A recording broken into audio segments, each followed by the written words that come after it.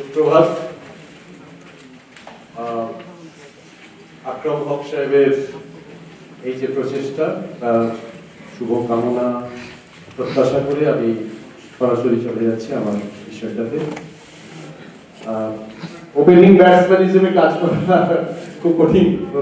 প্রথম শুরুতে এত মানুষের একটা এক্সপেকটেশন চাপ থাকে তার শুরুটা ভালো করে করা। তো আমরা তো আজকে দিনের শেষে একটা জায়গায় পৌঁছতে চাইছি, এটা আমাদের নিজস্ব ইচ্ছে। তো স্বাভাবিকভাবেই আপনারা যারা শুনছেন, আমরা যারা বলছি, সঙ্গে সঙ্গে যারা এটা ম্যানেজ করছেন, যারা একে সহযোগিতা করছেন, সবাই মিলে আমরা একটা বডি হিসেবে, প্রত্যেকের একটা কোঅর্ডিনেটেড একটা বডি হিসেবে আমরা কিন্তু এই আলোচনাটাকে বিকেল পর্যন্ত নিয়ে যাব এবং এর থেকে কিছু পেতে চাই আমরা। এটাই আমাদের ইচ্ছে, আর সেটা মাথায় রেখে সবাই চেষ্টা করুন কোঅপারেট করার জন্য।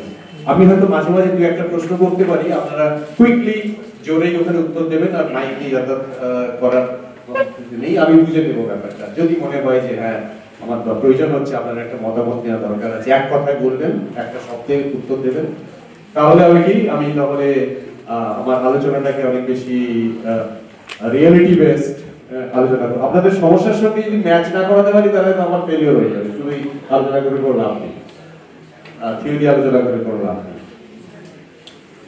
বিষয়টা হচ্ছে যেটা আকরাম সাহেব সকালে উত্থাপন করেছেন, অনেকে তখন ছিলেন তো, উনি বলছেন যে শুধু বিল্ডিং, মস্ত বড় বিল্ডিং, প্রচুর সরকারি শিক্ষা মহলে বিল্ডিং তৈরি হতে প্রায় 50 বছর লেগে গেছে স্বাধীনতার পর। স্কুলের ভালো বিল্ডিং হওয়া, আমরা সমস্ত দরিদ্র মানে ভাবে আমরা স্কুল পত্র চালিয়েছি দীর্ঘ 50-60 বছর ধরে স্বাধীনতার পর। এটা একটা লো প্রায়োরিটির একটা সেক্টর হিসেবে পরিগণিত ছিল। পরে এই সর্বশিক্ষা অভিযান হওয়ার ফলে আমি সর্বশিক্ষা অভিযানে কাজ করেছি, প্রথম থেকেই কাজ করেছি। যত বড় কথা, যখন রাজীব সিনহা মশাই ডাইরেক্টর ছিলেন সেই সময় আমি ডেপুটি স্টেট ডিরেক্টর ছিলাম। স্বাভাবিকভাবে আমি ওনার সঙ্গে কাজ করেছি এবং রীতিমতো পুরোটা দেখভাল করার পরে আমি দেখেছি যে কিভাবে আস্তে আস্তে ইনফ্রাস্ট্রাকচার বিল্ড করতে হয়, সরকারি সিস্টেমকে নিয়ে এগোতে হয়, সেটা একটা আলাদা বিষয়। কিন্তু ইনফ্রাস্ট্রাকচার ছাড়া যে কোনো একটা কোয়ালিটির কথা ভাবা যাবে না, সেটা আমার কিন্তু পরিষ্কার ধারণা রয়েছে। আপনারা কিন্তু ইনফ্রাস্ট্রাকচারের দিক থেকে আপনাদের কিন্তু উদ্যোগটা ঠিক আছে, আপনারা এগিয়ে আছেন। সরকারি স্কুলের চেয়ে অনেক বেশি এফোর্ড করেছে, সে নিজের পয়সাই হোক, যেভাবেই হোক, ট্রাস্ট ফর্ম করেই হোক, যেটা করেছে, এটা নিয়ে কোনো নেই। কিন্তু আমার একটা সব থেকে যেটা আকরাম সাহেবের ভয়, আমারও তাই আশঙ্কা, ইনফ্রাস্ট্রাকচার বিল্ড করার পরও সরকারি জায়গায় আমরা যেটা দেখেছি, আমাদের যারা আমরা ক্লায়েন্টেল, আমাদের যারা কনজিউমার বা ক্লায়েন্টেল গ্রুপ আছেন, যাদের জন্য ক্লায়েন্টস যারা ছোট কাস্টমার হিসেবে যদি আপনারা ধরেন, এটা যদি একটা এরকম ব্যাপক একটা আমরা ম্যানেজমেন্টের বিষয় হিসেবে দেখি, ওই যে শিশু বাবা মা যারা হচ্ছে একদম সরাসরি আপনার সাথে যোগাযোগ করছে, যাদের জন্য আমাদের কাজটা, তারা কিন্তু ফোকাসের বাইরে থেকে যাচ্ছে। এটা আমাদের মস্ত বিল্ডিং এখন আর ইউজ হচ্ছে না সরকারি স্কুলগুলোতে। আপনাদের ক্ষেত্রে কোথাও এটা সত্যি, কোথাও সত্যি নয়। প্রচুর আপনারা কাস্টমার পাচ্ছেন। আমি কাস্টমার বলে আমি বলছি না, আমি কাস্টমার ম্যানেজমেন্টের ভাষায় বলছি। এটা ডাজন্ট মিন যে আমি কিন্তু কাস্টমার হিসেবে আমি দেখতে চাইছি, বাট আমি বলতে চাইছি এটা ম্যানেজমেন্টের ভাষায় বলছি। পাচ্ছেন, সরকারি স্কুলগুলো সেটা পেত না, পাচ্ছে না। তার কারণ হচ্ছে ওই ম্যানেজমেন্টের বিষয়টা কিন্তু গোলমাল আছে সরকারি সিস্টেমের মধ্যে। অনেক চেষ্টা করা হয়েছিল, ওইটার অভাবের জন্য কিন্তু ওরা এখন আর কাস্টমার পাচ্ছে না। কিন্তু আপনারা কাস্টমারটাকে হাইজ্যাক করে নিয়েছেন, আস্তে আস্তে নিচ্ছেন। তার কারণ হচ্ছে বিল্ডিংও আছে, ইনফ্রাস্ট্রাকচারও আছে, ম্যানেজমেন্টেরও একটা বিষয় আপনাদের মধ্যে আছে, যেটা সরকারি ভাবে ব্যবহার করতে পারছে না। 2 নম্বর গেল। কিন্তু এটুকুও পরে আমি বলছি এন্ড রেজাল্টের জায়গায় যদি যাই, আউটপুট বা আউটকামের জায়গায় যদি যাই, তাহলে দেখবেন যে সরকারি জায়গা থেকে যে আউটকামটা হচ্ছে আর আপনার ওখান থেকে যে আউটকাম হচ্ছে, সেটা যদি আমি একটা তুলনামূলক আলোচনা করি, তাহলে দেখবো ঠিক কি ভ্যারিয়েশন আছে, যেটা আকরম সাহেব কিন্তু প্রশ্নটা তুলেছে। ওই জায়গাটা কিন্তু বোধহয় দুই সেক্টর দিয়ে আমার নতুন করে ভাবতে হবে। তো পরিষ্কার বলে দিয়েছে, যদি এডুকেশনই করতে হয়, আপনি যদি এডুকেশনে ব্যবসায় করুন আর সেবাই করুন, যাই করুন, আপনার কিন্তু ফোকাস হবে কোয়ালিটি। এছাড়া বাইরে কিন্তু ভাবতে ফাঁকির চোখে এইটা, আমরা এটা নিয়ে কিন্তু কথা বলি। আমরা সেটাই আসছি। দেখুন সাস্টেনেবল ডেভেলপমেন্ট গোলে কি বলছে, to ensure inclusive and equitable quality education and promote life long opportunities for all. শেষের অংশটা খুব ভাইটাল। কেন কোয়ালিটি লাগবে? প্রমোট করতে হবে আপনাকে লাইফ লং অপরচুনিটি, মানে সে যে ওই স্কুল আপনার ছেড়ে দেওয়ার পর আরো যে 60 বছর 70 বছর সে বাঁচবে, 65 বছর বাঁচবে, এই পৃথিবীতে বাঁচবে, যে কেমন থাকবে, তার শুরুয়াত করে দিতে হবে আমাদের স্কুলে। যদি না করতে পারেন, আপনি একজন অপূর্ণাঙ্গ অসম্পূর্ণ একটা মানুষ তৈরি করে পাঠিয়ে দিলেন, পৃথিবীতে তাকে ছেড়ে দিলেন। এই দায়িত্বটা আমরা নিতে হবে, সবাইকে নিতে হবে। আমরা যারা দায়িত্বশীল মানুষ, সেখানে সবাই আমরা দায়িত্বশীল মানুষ এসেছি, আমাদের নিতে হবে। যেমন ধরে আমার সরকারি স্কুলগুলো করছে, অপূর্ণাঙ্গ অসম্পূর্ণ সব মানুষকে তারা ছেড়ে দিচ্ছে, মানে মার্কেটে ছেড়ে দিচ্ছে, পৃথিবীতে ছেড়ে দিচ্ছে।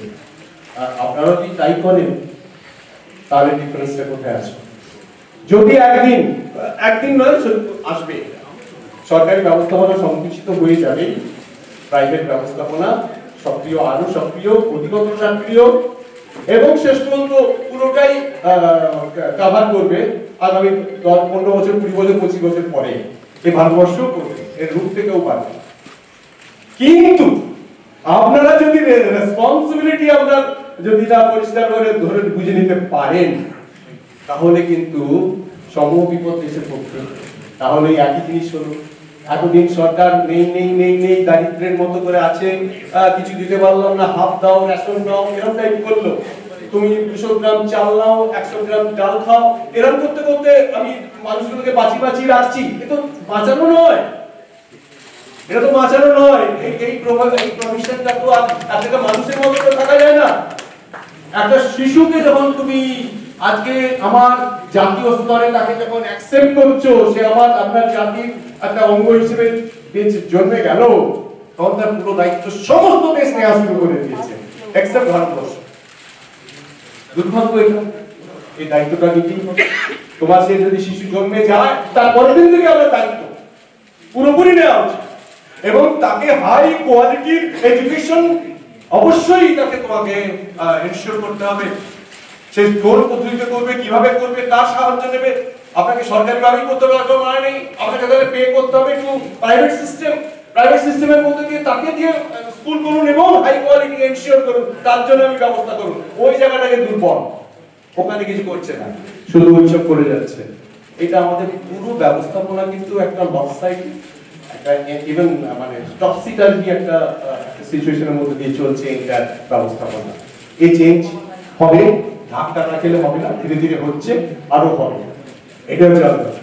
কিন্তু আমাকে কিন্তু এই জায়গায় পৌঁছতে হবে, ওকে প্রমোট করতে হবে life long opportunity for all, সবার জন্য লাইফ লং অপরচুনিটি করতে হবে। তারপরে লাইফ লং একটা এডুকেশনের তাকে সুর বেঁধে দিতে হবে, তার সমস্ত লাইফস্টাইলের পার্সোনালিটি স্টাইলটার মধ্যে লাইফ লং অপরচুনিটির একটা সুর বেঁধে দিতে হবে, স্কুল থেকে ছাড়তে হবে। সেটা কি, এটি হচ্ছে গুরুত্বপূর্ণ। আমি সেটাই আসছি নেক্সট ইয়ারে। এখানেই কিন্তু কোয়ালিটি এডুকেশনের প্রশ্নটা চলে আসছে। একটা শিশুকে যদি যাবজ্জীবনের জন্য যদি তাকে যদি সুরটা বেঁধে দিতে হয়, তাহলে এই কোয়ালিটি এডুকেশনকে এনশিওর করতে হবে। সেটা কি? যেটা নিয়ে আমরা খুব চিন্তিত, ওটা আমি প্রথমেই বলছি, সেটা হচ্ছে ensuring effective literacy and numeracy. এটা নিয়ে সবাই চিন্তিত যে ঠিকমতো লিটারেসিটা হচ্ছে এবং নিউমারেসিটা হচ্ছে, তো ভালো কথা, এটা তো অবশ্যই করবে। কিন্তু আমি একটা শব্দ ব্যবহার করছি, এফেক্টিভ। এবার ওটা নিয়ে আমি পরে ব্যাখ্যা করবো, আমাদের অন্যান্য বক্তারাও আছেন, সে বিষয়টা কিন্তু আরো পরিষ্কার করবেন। আমি এখানে খুব ডিটেলসে যাচ্ছি না, কারণ আমাকে তাড়াতাড়ি শেষ করতে হবে অল্প সময়ের মধ্যে। আমি পরে আসছি আলোচনা। একটা তার মধ্যে স্কিল কতগুলো তৈরি করতে হবে, একটা ফাইন্যান্সিয়াল সাকসেস তাকে জীবনেতে ভবিষ্যতে আসতে হবে, সে যাতে করে দরিদ্র না থাকে, তার পভার্টিকে সে যাতে করে, তার দারিদ্রকে, ইন্টারজেনারেশনাল একটা পভার্টি মানুষের মধ্যে রয়েছে, আমাদের ভারতবর্ষের বেশিরভাগ মানুষেরই যুগের মানে পুরুষানুক্রমে তার মধ্যে একটা দারিদ্র আছে, সব দিক থেকে দারিদ্র, শুধু ফাইন্যান্সিয়াল না, তাদের চিন্তার দারিদ্র, তাদের আত্মবিশ্বাসের দারিদ্র, তার ভাবনার দারিদ্র, তার সমস্ত কিছু দারিদ্র আছে। দারিদ্র মানে শুধুমাত্র পেটে খাওয়ার দারিদ্র নয়, এটা হচ্ছে ওদের পুরুষানুক্রমে একটা দারিদ্র ভোগ করছে ভারতবর্ষের শিশুরা জন্মের পর থেকে। একে কাটিয়ে ওঠাটাই হচ্ছে গুরুত্বপূর্ণ। আমার প্রশ্ন হচ্ছে, এটা কিন্তু এসডিজি গোল কিন্তু পরিষ্কার করে বলছে, পভার্টি মানে হচ্ছে নট পভার্টি শুধু পেটের খাবার, পভার্টি তো ঠিক আছে, আর কি সরকারের কি, সরকার তো খুব মোটা দাগে ভাবে দারিদ্র মানে পেটের দারিদ্র মনে করে সরকার। সরকার যদি রিলিফ দেয়, সরকার যদি ডোল দেয়, সরকার যদি রেশন দেয়, ওতে করে কখনো একটা দেশ জাতিকে জাগ্রত করা যায় না। তুমি দারিদ্রের মধ্যে জেগে ওঠার সম্ভাবনা অনেক প্রবল, রিলিফের মধ্যে একটা শিশু মানুষ জেগে ওঠা। আমার পয়েন্ট এটা, তুমি ওকে অজস্র রিলিফ দাও, জাগবে না মানুষ। দারিদ্রের মধ্যে রাখো, জেগে যাবে মানুষ, হয়ে যাওয়ার সম্ভাবনা আছে। ওইটা বড় অনেক বেটার প্ল্যাটফর্ম, যেখানে তাকে কষ্ট করে খেতে হয়, লড়াই করতে হয়, শিখতে হয়। এই লড়াই করে শেখার, তার কষ্টটাকে অতিক্রম করার যে তেজ, সেটা বরং দারিদ্রতে ঠিক থাকে, মানে পেটের দারিদ্রে তুমি যদি রিলিফ দিয়ে থাকে। আমি এখন অনেকেই মানবতাবাদী আছেন, তারা বলবেন আগে পেটের ভাত, ওইসব কারণে আমার সরকার ঠিক করেছে, তারা ভোট পাবে, এইসব সমস্ত ইকুয়েশন আছে। কিন্তু আমি এটা জাস্ট আমি ডিসকাশন মানে ফুড ফর থট হিসেবে দিলাম, এটাকে ভাববেন না আমি শেষ কথা বলছি। হাওয়ার আমি বলছি যে দুরকমই হতে পারে, কিন্তু মনে করতে হবে যে দারিদ্রকে আমাদের কাটিয়ে উঠতে হবে, তার জন্য আমাকে ব্যবস্থাপনা করতে হবে। নেক্সট হচ্ছে যে আমি সমস্ত দিক থেকে যদি আপনি স্কুল করেন, কোয়ালিটি মানে কি, তাকে আপগ্রেড করুন। আপগ্রেড মানে শুধু বিল্ডিংটা তৈরি করলে হবে না। আপগ্রেডেশন মিন্স আর upgradation of infrastructure, at the same time utilization of infrastructure। এটা হচ্ছে গুরুত্বপূর্ণ, যেটা সবসময় মিসিং লিংক থাকে। কোয়ালিটি এডুকেশনের জায়গায় আপনি যেতে পারবেন না যদি ইউটিলাইজেশনের ক্ষেত্রে দুর্বলতা থাকে। আবার স্কুলেতে সমস্ত জায়গায় ইউরিনাল সরকার করে দিয়েছে, কোনো জায়গায় শিশুদের জন্য ইউরিনাল খোলা হয় না, হলেও পরিষ্কার হয় না, জল ঢালার একটা লোকও নেই। অথচ আমরা যখন কোনো আমাদের জলের পানীয় জলের ব্যবস্থা ছিল না, সেই গ্রামের স্কুলে যখন আমি চট নিয়ে আর ওই একটা পাতার চাটাই নিয়ে ছুটে ছুটে স্কুলে যেতাম, সেখানে মাস্টারমশাই গেলেই আমার একদিন ডিউটি ছিল প্রায় 1/2 কিলোমিটার দূর থেকে একটা অ্যালুমিনিয়ামের বালতিতে এক লাঠি নিয়ে দুই বন্ধু মিলে এক বালতি জল নিয়ে আসা, খাওয়ার জন্য। যদি বাচ্চা ছেলে ওই সময় দরকারের পরে দাদু, সেই জন্য আমার দায়িত্ব ছিল সপ্তাহে একটা দিন আমি যেতাম, করতাম। আমার আমাকে কিচ্ছু বলতো না। আমি জানবো ওইসব বিষয় আসছে না, আপনাদের তো জলের কোনো প্রবলেম নেই। আমি বলছি, আমি একটা জাস্ট উদাহরণ হিসেবে বললাম যে ইউটিলাইজেশন হচ্ছে আপনার ইনফ্রাস্ট্রাকচারকে সঠিকভাবে আপনাকে ইউটিলাইজ করাটা হচ্ছে গুরুত্বপূর্ণ জিনিস। আমি শুধু ইনফ্রাস্ট্রাকচার দেখিয়ে মুখ চোখ ধাঁধি দিলে চলবে না, ওকে সঠিকভাবে ইউটিলাইজড হচ্ছে কিনা, প্লেগ্রাউন্ড ইউটিলাইজড হচ্ছে কিনা, ওয়েস্টেজ রিডিউস করতে হবে, কোয়ালিটির মূল কথা। বাট যেখানে আপনার সত্যিকারের ইয়ে লাগবে, মানে সাপোর্ট লাগবে, সেখানে কিন্তু আপনাকে গড়াজ হস্তে খরচ করতে হবে, বাট ওয়েস্টেজ আপনাকে রিডিউস করতে হবে। আপনি যদি করেন, আপনি কম্প্রোমাইজ করতে পারেন ওয়েস্টেজের সঙ্গে, লড়াইটা করুন, বাট নট অন্য জায়গায়। অন্য জায়গায় মিন্স আমি একটা উদাহরণ দিই, সেটা যেমন ধরুন টিচারের কোয়ালিটি, তার জন্য যে বেতন এর প্রশ্নটা আছে, টিচার কোয়ালিটি আর বেতন, এই বিষয়টা আমরা কি করি? ও ঠিক আছে, মাস্টারমশাই তো ওকে আমি কি ক্লাস দেবো বা একটু করবো, ঠিক আছে, বেতন ওকে 5,000 দিলেই হবে বা 6,000 দিলেই হবে। ঠিক আছে, আপনি কত নিতে পারবেন, কত কম করাতে পারি তার সঙ্গে আমার দস্তু হচ্ছে। আমি তো তাকে তো কোয়ালিটির কথা কখনো বলতে পারবেন না।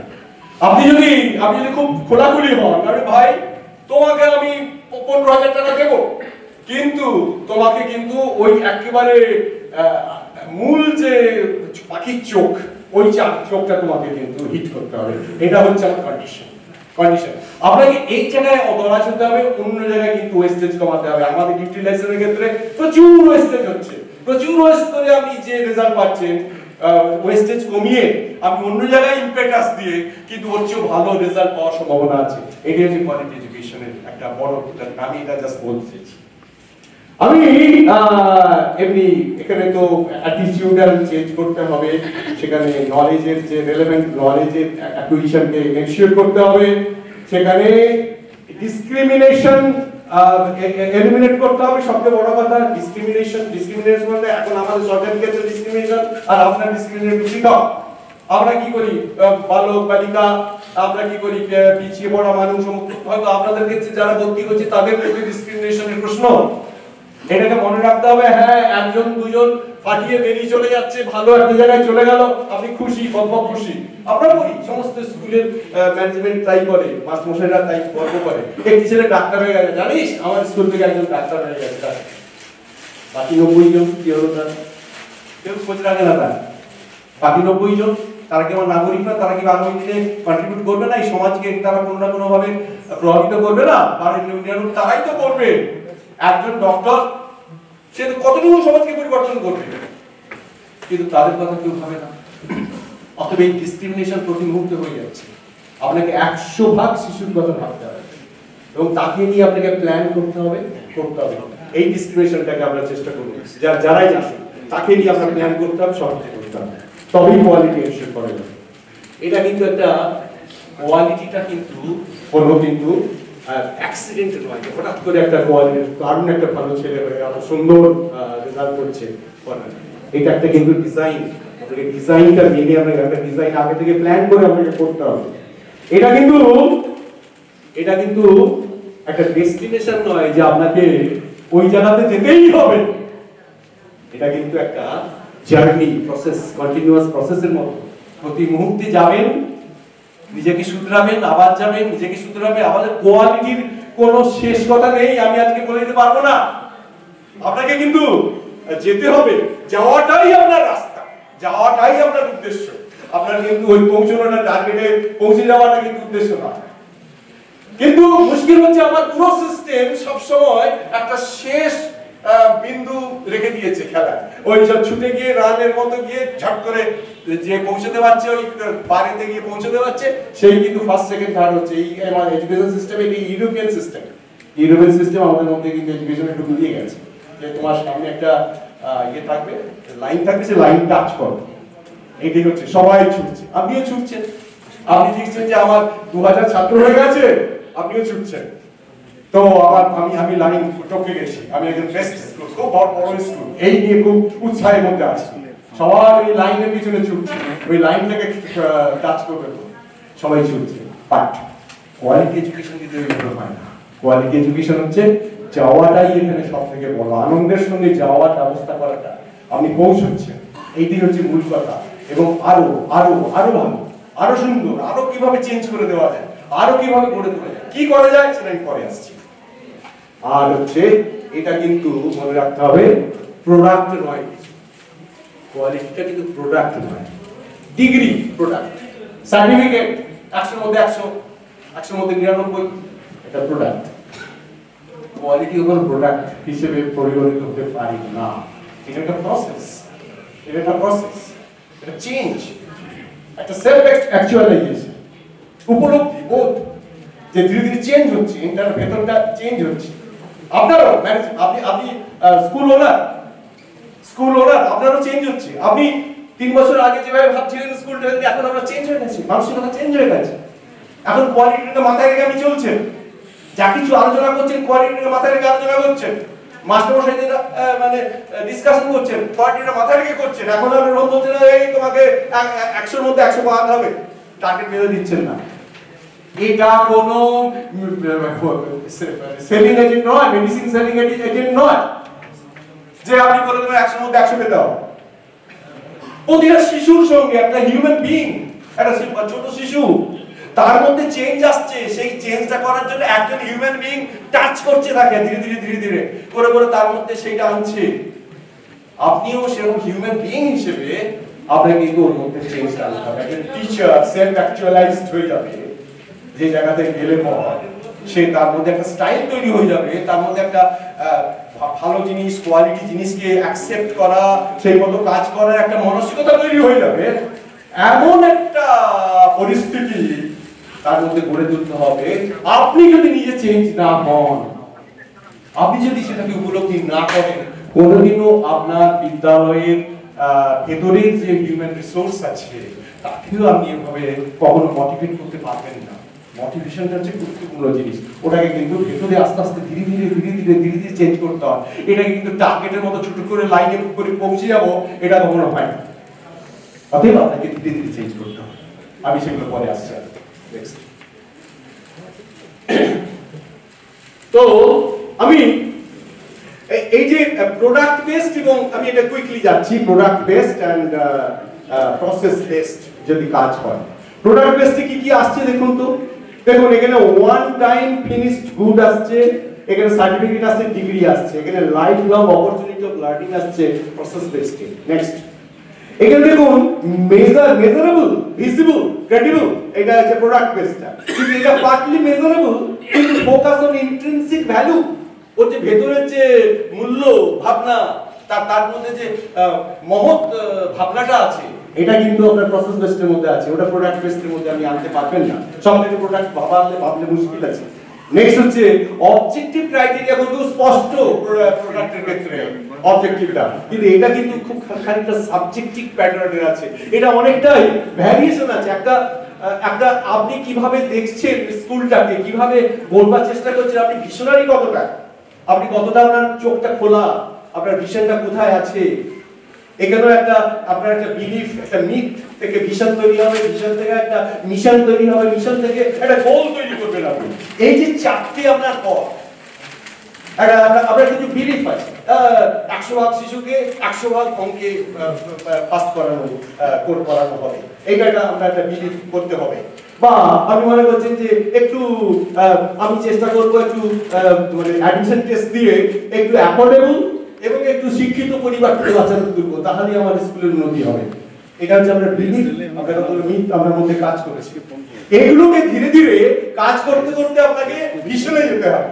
ভিশনটা আবার একটা মিশন তৈরি করে দেবে, কতগুলো কাজ তৈরি করে দেবে, যেগুলো করতে করতে প্র্যাকটিস করতে করতে আপনার একটা মিশন স্টেটমেন্টকে ফুলফিল করার জন্য চেষ্টা করবে, এবং তারপর তার একটা গোল তৈরি হবে যে আপনি যেতে পারবেন। অতএব এটা স্টেপ বাই স্টেপ আপনি কিন্তু ভাবনার মধ্যে, আপনি যদি স্কুলটাকে সেই লেভেলে নিয়ে যেতে চান, তাহলে কিন্তু এইরকম ধরনের ভাবনা আপনার মনের মধ্যে, কাগজের মধ্যে কিন্তু করতে হবে। এবং এটা হচ্ছে চলে যান, এটা হচ্ছে খানিকটা এটা পারপেচুয়াল ফিক্সড, এটা প্রোডাক্টটা, এখানে প্রোডাক্ট ওরিয়েন্টেড, এখানে এফোর্ট আছে, এখানে কাস্টমার স্যাটিসফ্যাকশনটাই বেশি আছে আপনার এই প্রোডাক্টের মধ্যে। কিন্তু এখানে দেখতে পাবেন যে খানিকটা ট্রান্সফরমেটিভ আছে, কন্টিনিউয়াস চেঞ্জ করছে, এখানে ইনার পোটেনশিয়াল বেসড একটা কন্টিনিউয়াস চেঞ্জ করছে এর মধ্যে। এখানে কাস্টমার স্যাটিসফ্যাকশন একটা লং টার্ম আছে, ওখানে শর্ট টার্ম আছে, একটা লং টার্ম আছে, একটু লং টার্মে করুন। আর আপনারা কি করেন, বেশিরভাগ স্কুল করে কি শর্ট টার্ম গোল সামনে রেখে কিন্তু কাজ ছোটেন। শর্ট টার্ম করতে গেলে ওই প্রোডাক্টই আসবে, ওখানে কিন্তু আপনার প্রসেস আসবে। কারণ আমরা ওই প্রসেসের উপর গুরুত্ব দেবেন না, আমি তো জানি এক্ষুনি আমার চাই এটা, প্রোডাক্টের উপর স্কুল কখনো বড় হবে না। হ্যাঁ, ছাত্র সংখ্যা বাড়বে, কিন্তু মনে রাখবেন দিনটা বদলাচ্ছে, খুব দ্রুত বদলাচ্ছে। এই বিংশ শতাব্দীতে এসে তো আরো তাড়াতাড়ি বদলাচ্ছে। আপনাকে অ্যাকসেপ্ট করতে যেমন 1 মিনিট, রিজেক্ট করতেও 1 মিনিট। মনে রাখবে সেই দিন আসছে, এটা নয় যে 50 বছর আগে খুব স্ট্যাটিক ছিল ব্যবস্থাপনা, তখন যা হবার হয়ে গেছে। তখন সরকারও এরকম চালিয়ে গেছে, তাই নাই দেখুন যে সময় করা উচিত ছিল করেনি, তার ফলশ্রুতিতে এটা হয়েছে। কিন্তু এখনো কিন্তু আপনাদেরও কিন্তু স্টেক আছে। 1 মিনিট অ্যাকসেপ্টেড হয়ে গেলে কিন্তু পরের মিনিটে রিজেক্টেড হওয়ার সম্ভাবনা আছে। আপনি ভাবছেন যে হয়তো ওই প্রোডাক্ট বেসড ভাবনা নিয়ে কিন্তু আমি স্কুলটা চালিয়ে যাবো, আমার কি দরকার আছে? মনে রাখবেন এই দিন কিন্তু বেশি দিন থাকবে না। খুব অল্প দিনের মধ্যে চেঞ্জ হবে, মানুষের মধ্যে অ্যাওয়ারনেস, মানুষের মধ্যে এত বিশ্ব সোশ্যাল মিডিয়া থেকে এন্টায়ার জিনিসটা এত দ্রুত বদলাচ্ছে। আপনাকে কিন্তু লং টার্ম ভিশন একটা সামনে রেখে, কোয়ালিটিটাকে মাথায় রেখে, শিশুদের মধ্যে কোয়ালিটি চেঞ্জ নিয়ে এসে আমরা কিন্তু বিদ্যালয়টাকে চালাতে হবে, এবং তার সঙ্গে স্টাফ ম্যানেজমেন্ট থেকে এভরিথিং। এইটার উপর ভিত্তি করে আমার নেক্সট ডে আসছে, আমি একটু দ্রুত যাচ্ছি, শেষ করবো, তারপরে একটা প্রশ্ন নেব। এখানেই আমার কিন্তু ইনপুট, প্রসেস আর আউটপুট, এই জায়গাতে আমি আসলে কি করতে হবে সেটা আমি জাস্ট আপনার কাছে একটা প্রশ্ন করব। আচ্ছা বলুন তো, আপনার স্কুলটি খুব ভালো বিশ্বাস করেন, কেন করেন? কেন করেন? বা আমরা যুক্তি কি? আপনি মনে করেন যে আমার স্কুল ভালো চলছে, কি একটা পয়েন্ট বলুন, একটা পয়েন্ট, যে কোনো একজন বলুন, একটা পয়েন্ট, দুজন বলুন, একটা পয়েন্ট, একটা শব্দ বলুন। স্কুলটা খুব ভালো চলছে, কে বলবেন বলুন? সেখানে ভালো শেখানো হয় না, শেখানো বললে খুব গোলা হয়ে যাচ্ছে, বড় হয়ে যাচ্ছে। আপনি একটা খুব ডেফিনিট একটা পয়েন্ট বলুন যে আপনার স্কুলটা, আপনার এই জন্য আপনার স্কুলটা ভালো।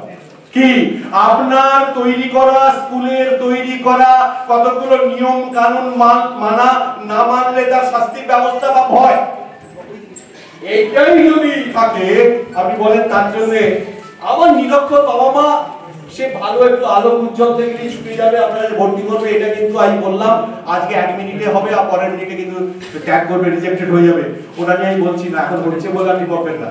কিন্তু ভালো করে কোয়ালিটির দিক থেকে আমি ডিসিপ্লিনটাকে দেখতে চাইছি, কোয়ালিটি কি ভাবনা থেকে ডিসিপ্লিন কোয়ালিটি। বা আপনি যদি বলেন রেজিমেন্টেশন আছে আপনার মধ্যে, আমি খুব রুলস করছি, রুলস মানার জন্য করছি।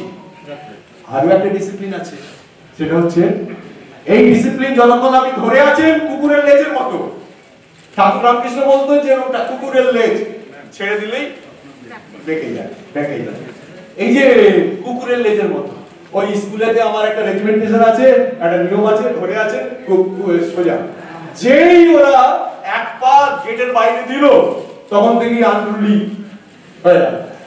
আপনি কি ডিসিপ্লিন সঠিকভাবে লার্নিং হচ্ছে ওদের? আমরা স্কুলে ডিসিপ্লিন আছে, লার্নিং হচ্ছে কিনা?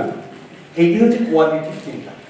এই কোয়ালিটি থিঙ্কিংটা হচ্ছে এইটা, যে ডিসিপ্লিন মানে কি, সেটা কি লং টার্ম, ওই যে বললাম লং টার্ম অপরচুনিটিতে ডিসিপ্লিনটা ঢুকলো। আপনি যে ডিসিপ্লিনটা ইম্পোজ করছেন, তাহলে আপনি ডিসিপ্লিনের ফরম্যাটটাকে বদলাতে হবে। ডিসিপ্লিনকে আমি অস্বীকার করছি না, ডিসিপ্লিন ওকে, ডিসিপ্লিন অবশ্যই দরকার, কিন্তু ডিসিপ্লিনটাকে কোয়ালিটেটিভ চেঞ্জের দিক থেকে ডিসিপ্লিনটাকে আপনাকে ভাবতে হবে। সেটা আরেকটা সেলফ ডিসিপ্লিন হবে, নিজে নিজে শৃঙ্খলা ভাবনাটাকে নিচ্ছে। তাহলে আপনার স্কুলের ব্যবস্থাপনা কেমন হবে? আমি একজন ভালো শিক্ষাবিদের কাছে কাজ করেছি কয়েকটা দিন, এই আমার প্রজেক্ট কাজ করতে করতে তিনি সেলফ ডিসিপ্লিন সম্পর্কে বলতেন। আমি জাস্ট ওনার কথা শুনে আমি আপনাকে জাস্ট রিপিট করছি। তিনি বলতেন যে স্কুলের মধ্যে আনরুলি বাচ্চা ক্লাসরুমের মধ্যে আছে, এবার সেলফ ডিসিপ্লিন কিভাবে তাকে ঠিক করবেন? বলছেন এক কাজ করুন, আপনার এজেন্ডায় তো আছে যে শিশুরা চুপচাপ ঠান্ডা মাথায় ক্লাসরুমের মধ্যে পড়াশোনা শিখবে, বুঝবে, অ্যাটেনশন দেবে। ওকে, আমরা এক কাজ করি, বাচ্চাদেরকে একটা আলোচনায় বসি। একজন মাস্টারমশাই বললো যে আচ্ছা বলো, আচ্ছা আমরা যদি ক্লাসরুমটাকে একটু ঠান্ডা রাখতে চাই, মানে ভালো সবাই পড়বে, তোমরা চাও তো? হ্যাঁ স্যার, খুব ভালো কথা, তুমি চাও যদি তাহলে এক কাজ করি, আমরা ডিসিপ্লিনটাকে এখানে রক্ষা করার জন্য আমরা কি কি করতে পারি? তোমরা বলো যে ডিসিপ্লিন করার জন্য কি করতে হবে। আমরা সবাই মানবো, যেটা সবাই মানবো, 100% শিশুই মানবো। তোমরাই বলো, আমি লিখছি, লিখে কিন্তু একটা কাটিস পেপারে সুন্দর করে লিখে সেটা দেওয়ালে চিঠিয়ে দেবো। প্রতিদিন এসে তোমরাই তোমাদের কথাগুলো দেখবে, দেখে ক্লাসরুমে ঢুকবে। বলছে যে আমি এটা করে দেখেছি, উনি বলেছেন আমি করে দেখেছি, সেই যে খুব আনরুলি একটা ক্লাসরুম, সেটা কিন্তু ওই নিজেরাই যখন রুল ফ্রেম করলো এবং সেই রুলটাকে যখন সে মানে এক্সিকিউট করতে লাগলো, ওরা ওদেরকে যখন ওইটাই মনে হ্যাঁ এটা তো আমাদের একটা বন্ধু আরেকজনকে ভাই আমরাই ঠিক করেছি, তুমি কি এটা করছিস কেন, তারাই তখন হবে কি ইন্টারনালি একটা প্রেসারের মধ্যে খুব আনরুলি যারা, তারা কিন্তু ধীরে ধীরে একটু মানে খানিকটা করবে আর কি, সাপ্রেস করবে আর কি, ধীরে ধীরে হওয়ার চেষ্টা করবে। একটা পরিকল্পনা, একটা চাপের মধ্যে ইন্টারনাল মেকানিজম একটা তৈরি করে। ডিসিপ্লিন হচ্ছে ইন্টারনাল মেকানিজম একটা তৈরি করতে হবে। ডিসিপ্লিন কখনো বাইরে থেকে কয়েকটা রুলস দিয়ে করা যায় না। আমি জাস্ট এই কথাটাই বলছি। এবার ধরুন অঙ্কে খুব ভালো স্যার, সেই জন্য আমাদের স্কুল আমি অঙ্কে ভালো মানে কেমন ভালো, কি ভালো, কিসের জন্য ভালো? শিশুর গাণিতিক কনসেপ্ট কি ডেভেলপ করছে। এবার আসুন, অঙ্কেতে সে 100 মধ্যে 100 পাচ্ছে, এটা বড় কথা নয়। যখন কোয়ালিটির কথা ভাবছি তখন কিন্তু ও কি গাণিতিক কনসেপ্ট তার মধ্যে করছে, তার নিউমেরিক্যাল কনসেপ্ট কি তার বাড়ছে? সে যে সমস্তগুলো করছে সে কি যে কোনো ডিফারেন্ট সিচুয়েশনেতে সে কি অ্যাপ্লাই করতে পারে? ভাবে, চিন্তা করে। হাওয়েভার যদি সামথিং ডিফারেন্ট থাকে তাহলে সেটা কি মোকাবিলা করতে পারে? ভুল করতে পারে, বাট মোকাবিলা করার সাহস পায় কিনা, আনন্দ পায় কিনা, আকর্ষণ বোধ করে কিনা, ওই গাণিতিক সমস্যাটাকে মিট করা যাবে, এটা অনেক বেশি গুরুত্বপূর্ণ রাদার দ্যান একটা আপনার তৈরি মেকানিক্যাল একটা প্রসেসকে রিপিট করে করে পরীক্ষা দিলেন, সেটাকে করে 100 মধ্যে 100 পেয়েছে, তার চেয়ে আগেরটা আমি যেটা বললাম সেটা কোয়ালিটি, আর এটা কিন্তু নিতান্তই প্রোডাক্ট। কোয়ালিটি আর প্রোডাক্টের মধ্যে এই হচ্ছে তফাৎ। ওইটা হচ্ছে কোয়ালিটি, এটা হচ্ছে প্রোডাক্ট। এই প্রোডাক্ট আপনি রুলস শিখিয়ে দিয়ে কয়েকটা প্র্যাকটিস করে চর্চা করে আপনি শর্ট টার্ম প্রোডাক্ট হিসেবে আপনি ব্যবহার করতে পারেন 100 মধ্যে 100 পাওয়াতে। বাট ওই যে শিশুর মধ্যে যে কোয়ালিটি চেঞ্জ করে, গাণিতিক কনসেপ্ট চেঞ্জ করে, তার মধ্যে যে চিরকালের গণিতের প্রতি তার যে আকর্ষণ, সবকিছু গাণিতিক ভাবে চিন্তা করা, ভাবনা করা এবং তার থেকে একটা সলিউশন বের করার যে আকর্ষণ এবং তার আনন্দটা তার মধ্যে যে গড়ে উঠছে, দ্যাট ইজ কোয়ালিটি। আমি কোয়ালিটি আর প্রোডাক্টের মধ্যে এই যে আনতে চাইছি। তাহলে এখন আজকে আমি এখানে যে বিষয়টা আনতে চেয়েছি সেটা হচ্ছে যে আউটপুট, প্রসেস আর ইনপুট, এই তিনটের মধ্যে একটা যে ভালো রয়েছে। আপনি বলুন তো দেখি যে সবাই, আপনি স্কুল যখন করেছেন তখন কি কোনো আউটকাম নিয়ে আপনার কোনো ভাবনা ছিল? স্কুল যখন আপনি করছেন, স্টার্ট করছেন 2 বছর, 4 বছর, 6 বছর আগে, আপনার কোনো ভাবনা ছিল আউটকাম কি হবে, বাচ্চাগুলো শেষ পর্যন্ত কিরকম দাঁড়াবে, এই নিয়ে আপনার কোনো চিন্তা ছিল? নাকি আমার একটা স্কুল করতে হবে, একটা বিল্ডিং করতে হবে, সেখানে একটা সুন্দর টয়লেট করতে হবে, একটা খেলার গ্রাউন্ড করতে হবে, একটা জিমনাসিয়াম করতে হবে, একটা স্টেডিয়াম করতে হবে, সুন্দর প্লেগ্রাউন্ড করতে হবে, কি ছিল বলুন? আমি তো সরকারিভাবে কাজ করে দেখেছি, সরকারেরও নেই, এত পর্যন্ত নেই, টিল দিস ডে, 80 বছর পরে। আজকে পর্যন্ত কোনো ভিশন নেই, পরিষ্কার ভিশন নেই যে কি করতে হবে। কিন্তু আপনি যদি বলেন যে আমার সব শিশুকে আমি ভালো রেজাল্ট করাবো, তাহলে আমি প্রোডাক্টের পেছনে ছুটছেন, ভালো রেজাল্ট করে 100 মধ্যে 100 পাবো, প্রোডাক্টের পেছনে ছুটছেন। ওইটা যদি আউটপুট হয় আপনার, তাহলে আপনার প্রসেস আর ইনপুট সম্পূর্ণ আলাদা হয়ে যাবে। এটা একটা আলাদা এক্সারসাইজ, পরে করাবো, আজকে সময় কম, কিন্তু দেখবেন আলাদা হয়ে যাবে। অথচ আপনি যদি মনে করেন যে এই ম্যাথমেটিক্সের ক্ষেত্রে, ডিসিপ্লিনের ক্ষেত্রে যে কথাটা বললাম, ওইগুলোকে যদি আপনি প্রসেস আউটকাম হিসেবে আনেন, তাহলে আপনার প্রসেস বদলে যাবে, ইনপুটও বদলে যাবে। ওই জন্য আমরা যারা ম্যানেজমেন্টের সঙ্গে এডুকেশনাল ম্যানেজমেন্টটাকে সামনে রেখে বলি, তারা আমরা বলি যে আমরা ইনপুট থেকে প্রসেস, প্রসেস থেকে আউটপুটে যাবেন না, মেলাতে পারবেন না, ইনপুটের সঙ্গে প্রসেস আউটপুটকে মেলাতে পারবেন না। ভালো বিল্ডিং করলেই ভালো ওইরকম কোয়ালিটি স্টুডেন্ট তৈরি হবে না। আর কতগুলো নিয়ম কানুন তৈরি করে দিলে প্রসেসে ওখান থেকে কিন্তু আপনি আউটপুটে ওই কোয়ালিটি লার্নিংও যেতে পারবেন না, কোয়ালিটি স্টুডেন্টও যেতে পারবেন না। সে ইনপুটের মধ্যে পড়ছে, 20,000 টাকা কিন্তু প্রসেসের মধ্যে পড়ে না। আমি এটা কুইকলি যাচ্ছি, 2-3 মিনিটের মধ্যে শেষ করব।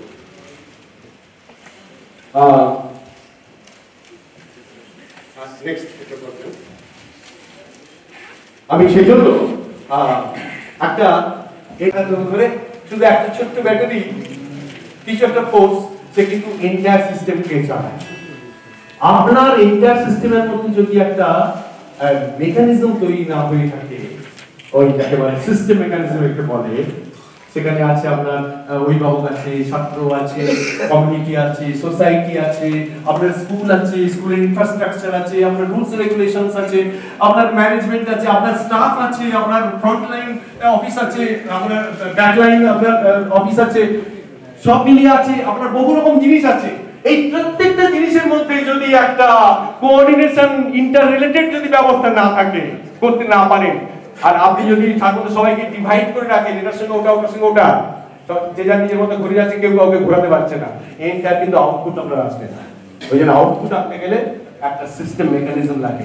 এটাও একটা দীর্ঘ আলোচনার বিষয়, সেটা এই অল্প সময়ের মধ্যে হবে না। আমি নেক্সট ইয়েতে যাচ্ছি। এটা হচ্ছে আসল মূল ভাবনা আমার এই অ্যাপ্রোচটা, যে এটা যদি টোটাল কোয়ালিটি ম্যানেজমেন্টের জায়গায় যেতে হয় তাহলে সিস্টেম মেকানিজমকে আপনাকে ডেভেলপ করতে হবে। নেক্সট আমি যেতে চাইছি সেটা হচ্ছে যে আমি কতগুলো স্ট্র্যাটেজির জন্য মেনটেন করতে হবে। আমি জাস্ট পরবর্তীকালে আমি আর সময় পেলে আমি আপনাদের কথা বলবো। সেটা শুনুন, আপনি try to develop long term and mid term perspective for development of আপনি শর্ট টার্মের উপর বেশি জোর দেবেন, একটু লং টার্ম আর শর্ট মিডিয়াম টার্ম একটা আপনাকে পারস্পেক্টিভ তৈরি করতে হবে স্কুলের জন্য যদি উন্নতি করতে চান। 2 নম্বর, আপনাকে একটা নিউ ফিলোসফি, নতুন দর্শন মাথায় নিয়ে কাজ করতে হবে। সব সময় যদি আপনাকে কোনো কাজ করতে হয় বৃহত্তর একটা দর্শন মাথায় দিতে হবে। সেই দর্শনটা হচ্ছে যে কিভাবে মানে মানে কি বলবো, মানে কি করে একটা ওই 4 পিলার্স, আমাদের যে ডেলাওয়ারের যে 4 পিলার্স আছে, কমিশনের যে 4টে পিলার, এইটাকে মাথায় রেখে আপনাকে কিন্তু একটা ফিলোসফি মাথায় রাখতে হবে। আমার হচ্ছে পাখির চোখ হচ্ছে ওই জায়গাটাকে, এবং রিপ্লেস করতে হবে এক্সটার্নাল যে ইন্সপেকশন, বাইরে থেকে করাচ্ছে ইন্টারনাল একটা কন্টিনিউয়াস একটা ইন্টারনাল মেকানিজম অফ কোয়ালিটি অ্যাসিওরেন্সের ব্যবস্থা করতে হবে। ভেতর থেকেই চেঞ্জ হয়ে যাবে যদি মাস্টারমশাইয়ের সঙ্গে ইন্টারঅ্যাক্ট করে করে সমস্যার সমাধান করবে। সেই জন্য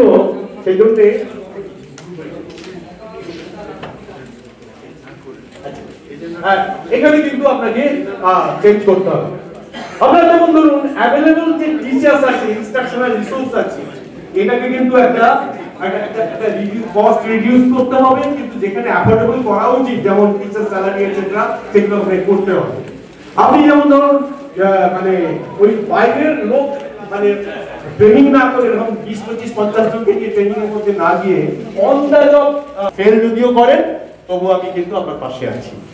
এটার মধ্যে থেকে কিন্তু আপনাকে এর মধ্যে থেকে একটা কোয়ালিটি কনসিয়াসনেস আপনাকে গড়ে তুলতে হবে। একটা ওয়ার্ক স্ট্যান্ডার্ড একটা তৈরি করে দেওয়াটাই গুরুত্বপূর্ণ নয়, কারণ আপনি যে ওয়ার্ক স্ট্যান্ডার্ডটা তৈরি করে দিচ্ছেন সব জায়গায়, এটা করো এটা করো সেটা করো, ওটা যে ফুল প্রুফ, ওটা যে আউটপুট ওরিয়েন্টেড আপনি নিজেও জানেন না। ওই জন্য আপনাকে একটা কোয়ালিটি কনসিয়াসনেস বিল্ড করতে হবে, যাতে করে প্রত্যেকটা মানুষ ওই সিস্টেমের মধ্যে আছে যারা কিন্তু ভাবে, চিন্তা করে এবং তার মধ্যে থেকে নিজেকে ওই কোয়ালিটির সামনে রেখে কাজটা করে। আমার খুব হাম্বল সাবমিশন আপনাদের কাছে এইটা বলি শেষ করবো, সেটা হচ্ছে তাদের মধ্যে আলোচনার মধ্যে দিয়ে তাদেরকে উৎসাহ দিয়ে আপনার কিন্তু এন্টার সিস্টেমটাকে ডেভেলপ করতে হবে। এইটাই হবে টোটাল কোয়ালিটি ম্যানেজমেন্টের বিষয়। এবং যেখানে ওয়েস্টেজ কমান আর যেসব জায়গায় আপনাকে পে বেশি করে করতে হবে সেগুলো পেটাকে বাড়িয়ে আপনাকে কিন্তু স্কুলটাকে একটা লং টার্ম ভিশনের মধ্যে একটা বড় টার্গেট রেখে ভিশন রেখে আপনার নতুন ফিলোসফি নিয়ে স্কুলটা চালান। এইটাই হচ্ছে আমার বক্তব্য। এটার মধ্যে দিয়ে কিন্তু দ্রুত একটা